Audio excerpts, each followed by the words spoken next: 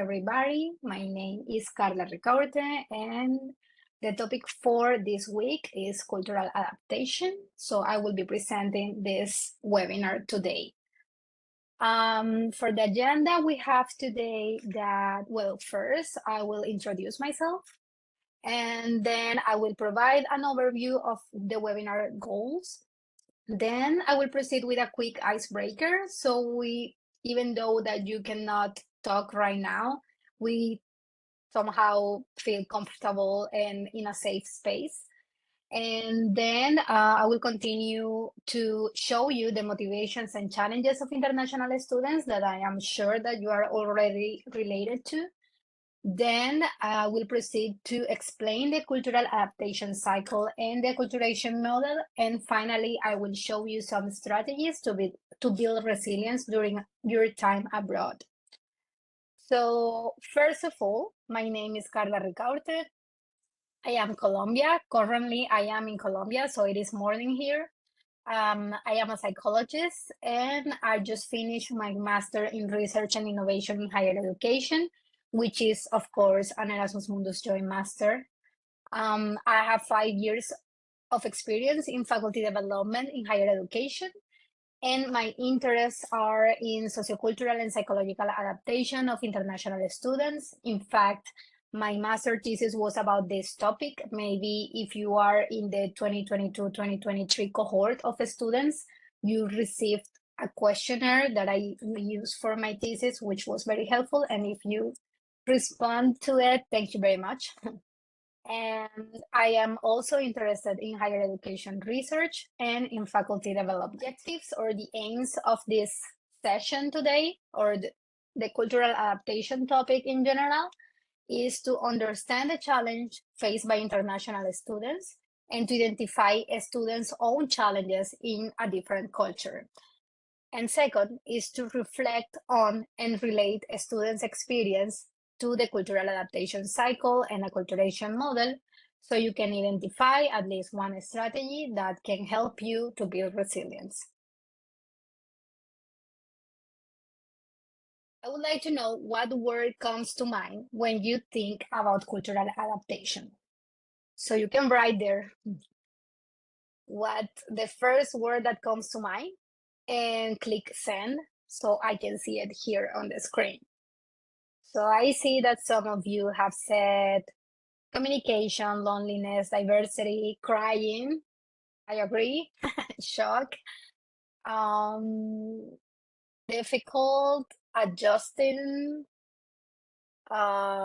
integration, struggles, yes. Racism, yeah. Flexibility, new, alienation, problems, working hours. Okay, that's interesting. Food. Yeah, so the most common are diversity, difficult, integration, and food. Okay. Thank you everyone for participating. This is very interesting, and it's actually a way in which we can start talking about cultural adaptation today.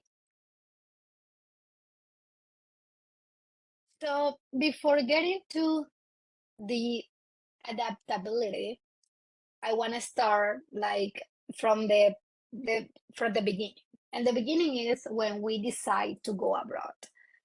I'm sure that you had many motivation to apply to this program, and some of those motivations might be those that you can see here. According to research, the main motivations of international students to go abroad are the desire to travel internationally, the desire to interact with new cultures, because we want to gain academic benefits, or because we want to make friends around the world. Also, for some students, they just want to escape from their society and they want to gain independence. Also, we make these decisions because we want to gain professional distinction, or because we want to develop personally, or just because we want to live our youth fully, and this is a great way to do it, right? We have those benefits and those opportunities. We as international students also face some challenges. And those challenges are language barriers when we don't speak the language of instruction, or we don't speak the language of the country, or we have a limited proficiency of those languages. It might be harder if we have financial problems because maybe we don't know how to manage our stipend, or because we are paying for ourselves and it's kind of hard paying in a different currency, or because there is a lack of social support because we left our family and friends in our home country and now we have to start from scratch, which leads to loneliness. If we don't know how to deal with that, we can feel very lonely. And I saw that some of you brought that word in the previous activity. Also, for some students, there might be a pressure to achieve excellent academic performance, which can make you feel like whatever you're doing, even though it feels a lot, it seems like it's not enough.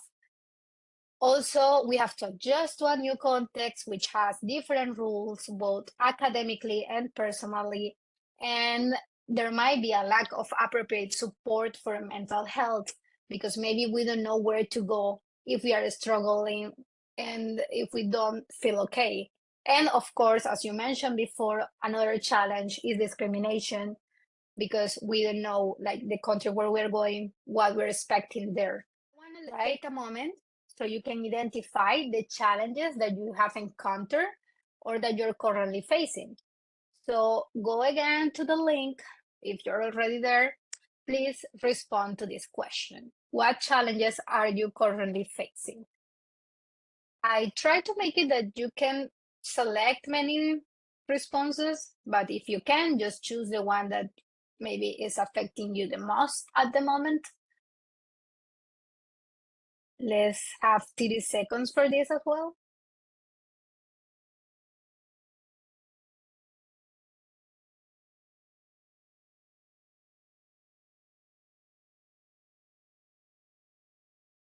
Okay, so I see that most of you feel pressure to succeed academically and professionally.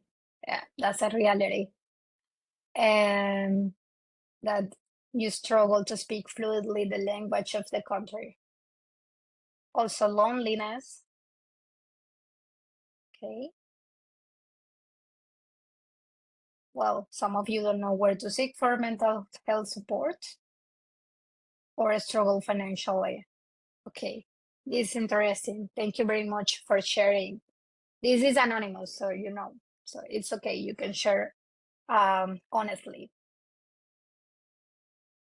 So now that we have in mind the motivations and the challenges that the students face, we're going to jump into the main topic of the webinar, which is the cultural adaptation. Before explaining cultural adaptation, I want to clarify some of the key concepts. For instance, culture. Culture is defined as a set of distinctive spiritual, material, intellectual, and emotional features of a society, which encompasses lifestyles, ways of living together, value systems, traditions, and beliefs. There are many, many definitions of cultures, but I took this from UNESCO. And with this definition, we're going to work from today till we finish this week, right?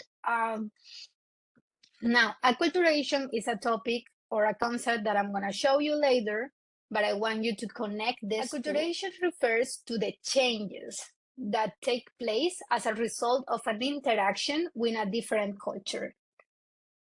So it is important here because when we have two cultures, let's say mine from my home country and the host country, then when these two interact, then I go through some changes because I have to change some behaviors or some beliefs as a result of that interaction. Then that's what we call acculturation. And then comes the adaptation, which refers to the outcomes of the acculturation. So these are sociocultural and psychological results that we get from changing due to the interaction of two different cultures. Okay, we're gonna expand on this later. Let's delve into cultural adaptation. In order to understand this concept, I want to show you the cultural adaptation cycle, which has or consist in 4 stages. As you can see here, first is the honeymoon phase. This honeymoon phase is when we receive this letter of notification saying that we got accepted, and we put a lot of effort in that application, and we are very happy. We have a lot of expectations. So we get to the first country and everything is bright, everything is amazing. We focus on the positive things that surround us. We start planning trips. We want to get to know our colleagues. Everything seems just wonderful, and we are very happy to be there. So I guess most of us live that first phase, or maybe some of you are already in that phase, and that's great. But according to research, then comes the crisis. This crisis phase is also known as culture shock. Maybe sometimes we think that culture shock is just when we go to a different place and we see that things work differently, than our home country. But really, culture shock is also associated to negative feelings. So we start feeling disorientated or confused because we don't know how this new environment or this new reality works. To go and ask for help. We don't know where to find the ingredients for the food that we like. We start to resent the host country because it's not like the place we used to live. And we start to feel like everything back home was kind of better than the new place.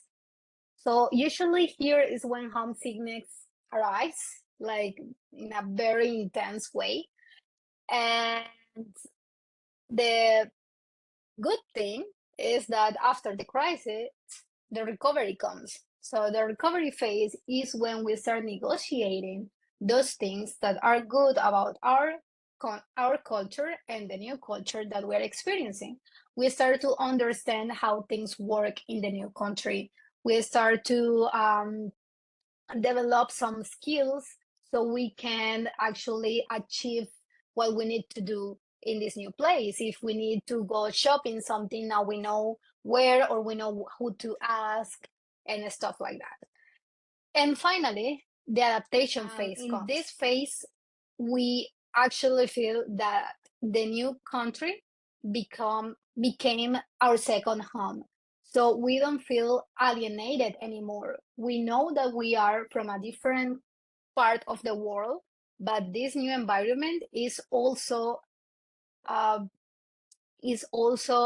felt as a place where you feel safe and where you feel comfortable. And usually in this phase, we are again emotionally stable, so you feel better in general. It is important to note here that, for example, I was also an Erasmus Mundus student, and I know that this cycle might vary for us because in some programs, we only spend like 4 months in each country. So when you're starting to recover, then, oh no, again, you have to start in another country, and maybe you go again through the honeymoon phase, or you just go back to the crisis, to recovery, to crisis in each country. So that's interesting for Erasmus Mundus. And we will talk about that in the workshops later this week.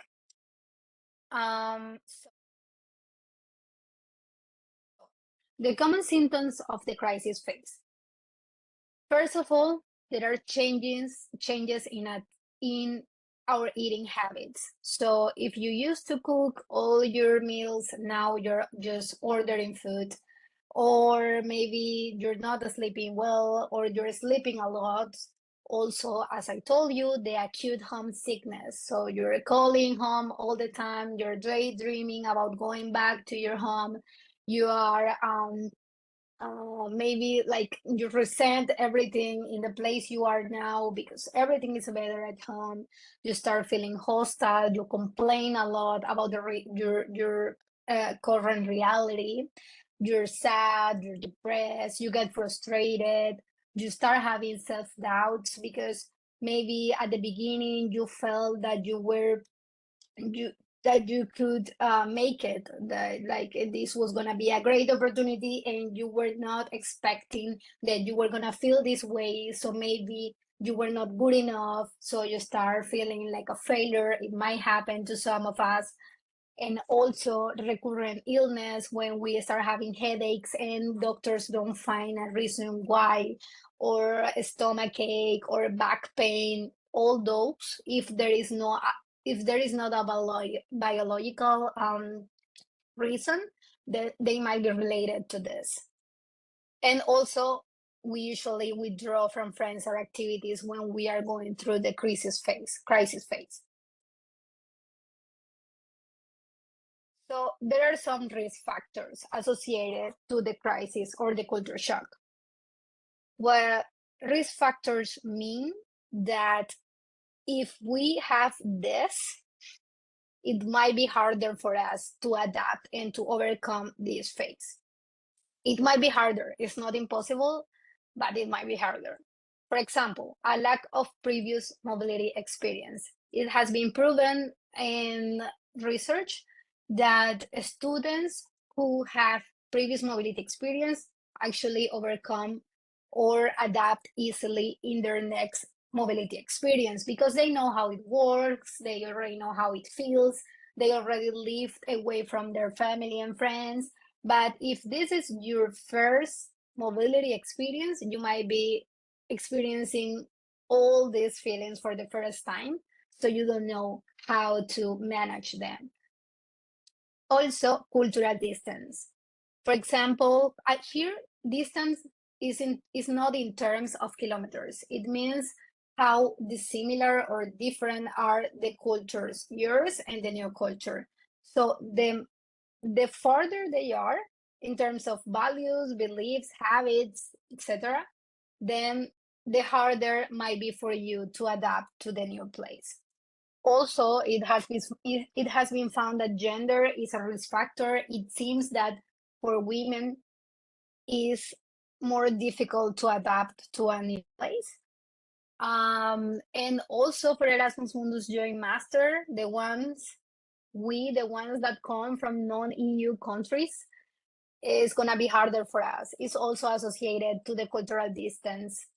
Also, the lack of social support. If you do not have friends, if you do not continue to speak to your friends back home, if you don't have anyone to talk to, this is a risk factor. The limit language proficiency is also important because if we do not feel comfortable or we don't feel confident when speaking whatever language is spoken in the place we are, then it's going to be harder for us to make friends, to go out, to try to connect with other people. So this is also very relevant. Discrimination, of course, can make it incredibly harder to actually overcome all the challenges because even though we have all these obstacles or barriers that come from moving, then discrimination is like an added variable that can affect our well-being.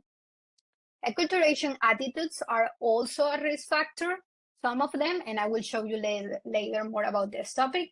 And of course, personality factors, if we are extroverted, if we are introverted, if we are perfectionists, etc., etc. So this can also affect your adaptation process. To wrap up, there are 4 phases in this cultural adaptation cycle. The honeymoon is when we just got to the place and we are focused on the positive aspects of the new culture. Then the crisis comes when we feel kind of confused because we don't know how context operates. Then the recovery comes when we start to understand how things are done and why.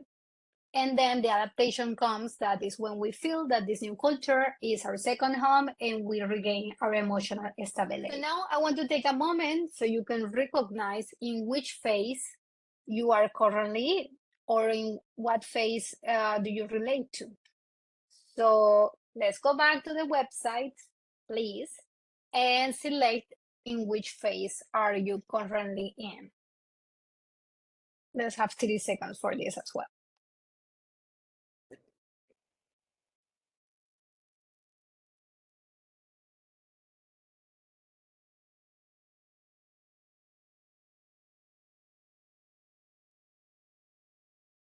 Okay, so it seems that it's a very diverse group.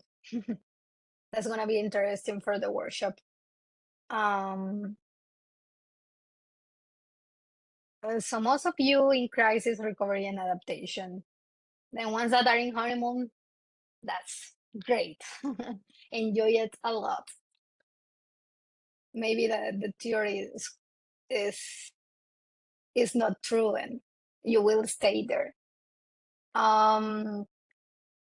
Okay, so I see that most of you already vote and that most of the students that vote are in the crisis phase, but also some of them feel that they adapted and also then they feel it in recovery. They relate to the recovery phase. As I told you in the last slide, the attitudes of acculturation are also a risk factor or can be a risk factor.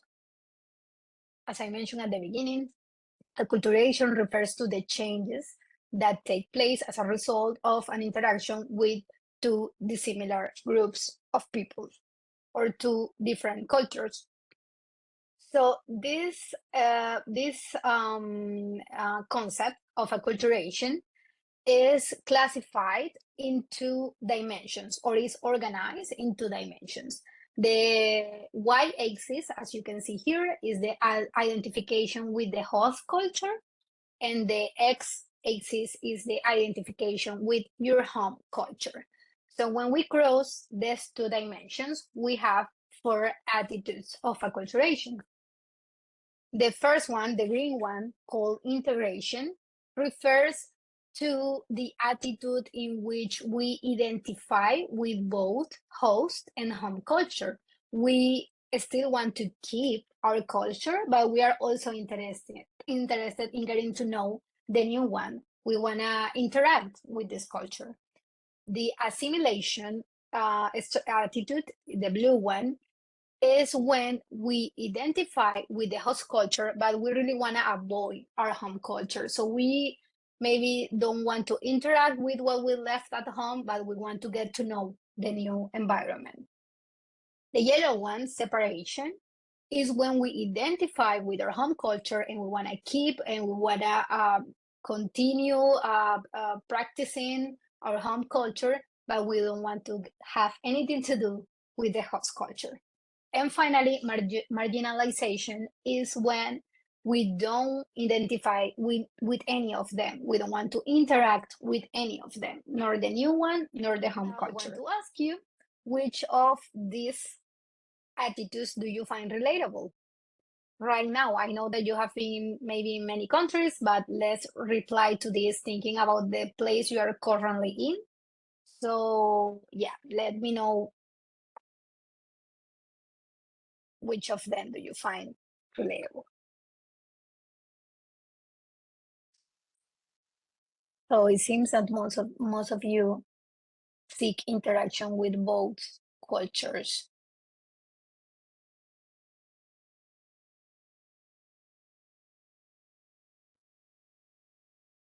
Okay, that's great. That's great because actually this integration attitude is the one that can contribute the most to your adaptation process.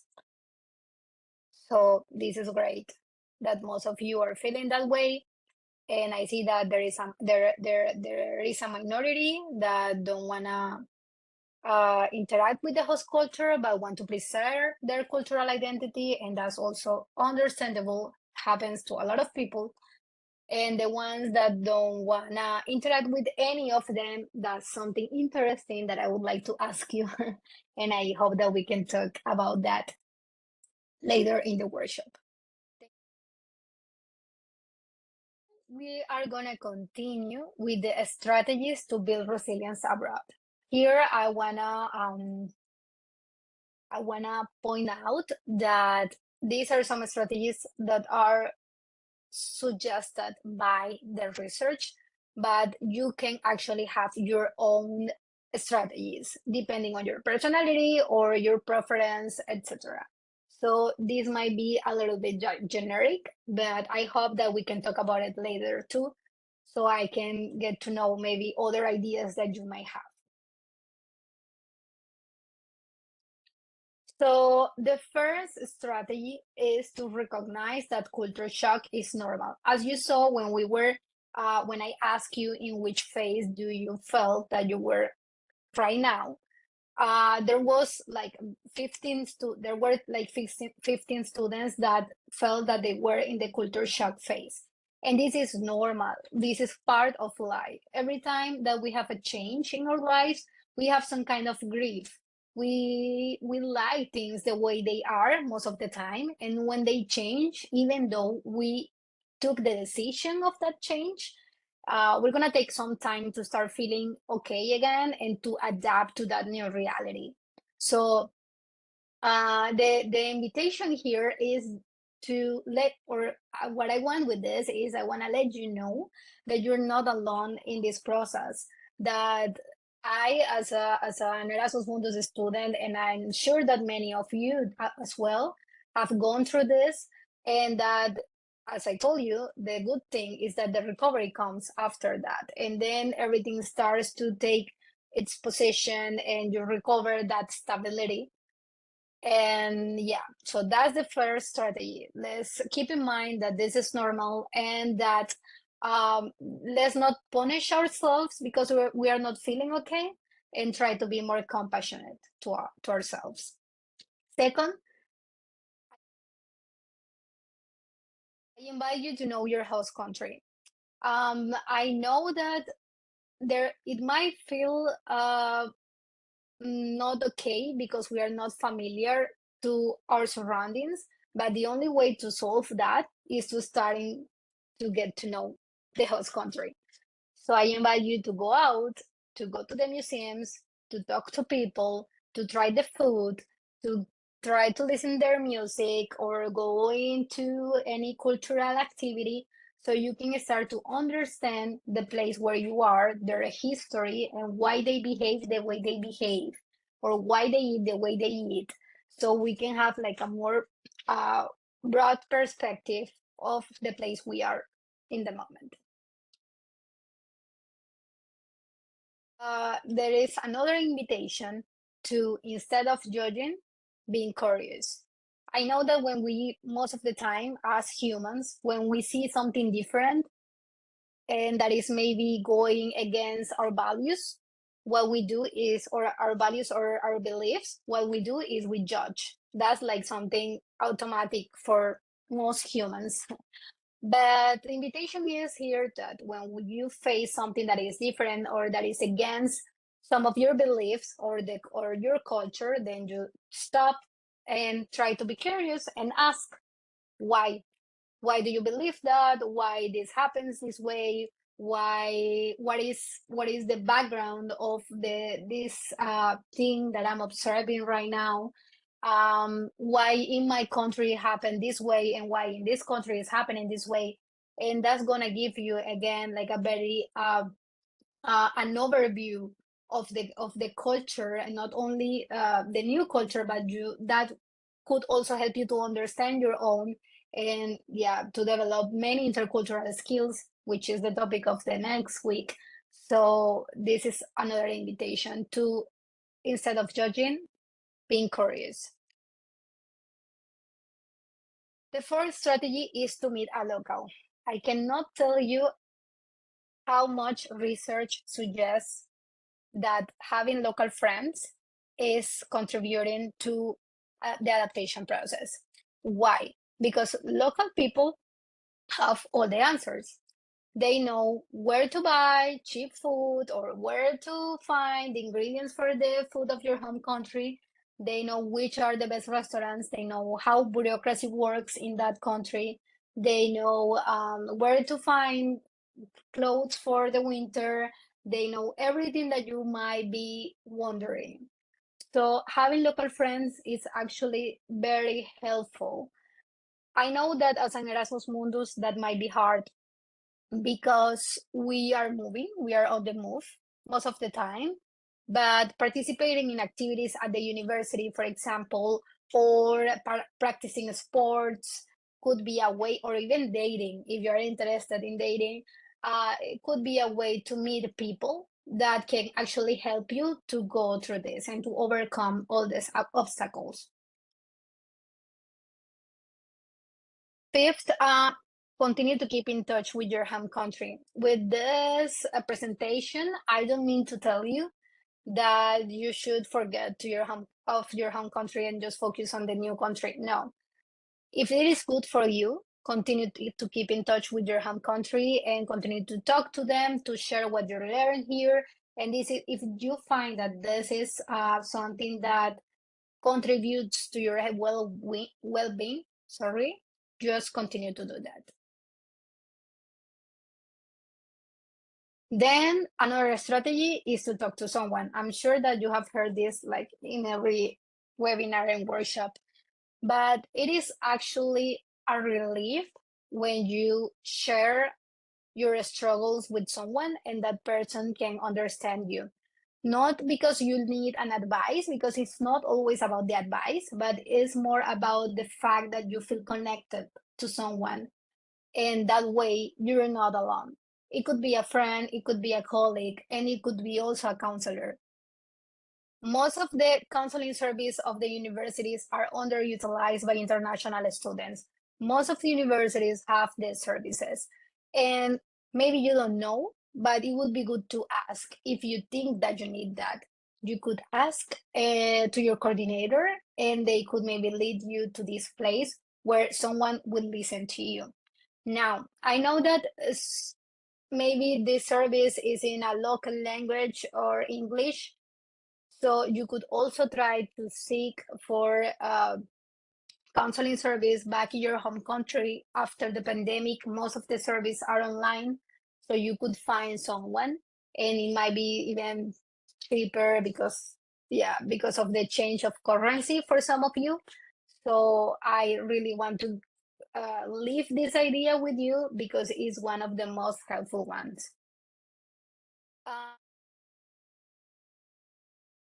On the other hand, also it is good to improve your English skills or the language skill of the place where you are at the moment. As I saw in the question when I asked you, I saw that some of you don't feel confident enough to speak in the language of the place where you are or English. So this is very important because this is the door that led you make friends and that let you participate in activities. And maybe at the beginning of the master, we all know, but some of us feel that we don't speak that good that language, but we have 2 years to talk and talk till we improve and till we get better. So I invite you to never give up on this because you have this opportunity of being exposed in the language. So just go outside, try to talk. It will be good for you. And well, again, take care of yourself. Yeah, what is the point of all this effort that you're doing, going to an unfamiliar place and studying a lot and leaving your family and friends if you're gonna forget about yourself? It is important that you continue to nurture your own mind so you can continue to pursue your dreams or your goals. And finally, participate in local activities. This is associated to what I told you before, to participate in activities at the university, to maybe in activities that are organized by the city hall, where you can understand a little bit more about the place, about the culture, and maybe you can also get to know new people. Finally, this is for me. I would like you to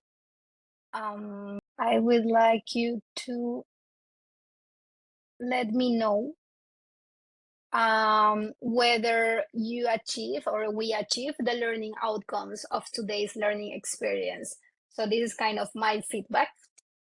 So I invite you to go again to the website and please respond to this these goals that are here, and you can choose like in which extent do you feel that you achieve them.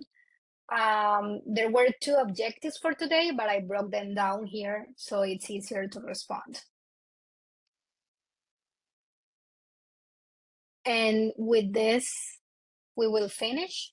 Thank you again, everyone, for participating. I'm sure that we will make the best of the time during the workshops, given that this topic has arise a lot of thoughts and reflections. And also, I really want to get to know most of your experiences, because I can relate to that, and I'm sure that we can all show each other that we experience something similar and that we're not alone, and we can also share some of the strategies that help us to overcome any of the struggles that we had.